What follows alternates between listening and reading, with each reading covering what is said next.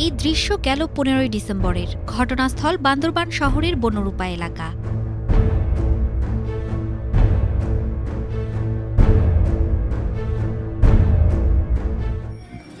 চুরি হওয়া মোটরসাইকেল ফেরত পেতে ভুক্তভোগী সোহেলের বাড়ির দেয়ালে যোগাযোগের নম্বরও লিখে রেখে যায় দুর্বৃত্তরা।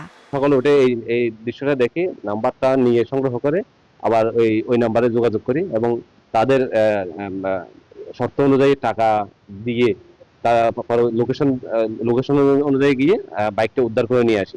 কিন্তু কিন্তু এখনো পর্যন্ত এই চোর চক্রের কাউকে আটক করতে পারেনি পুলিশ প্রশাসন বা প্রশাসনের লোকজন। সম্প্রতি বান্দরবান শহরে বেড়েছে এমন ঘটনা।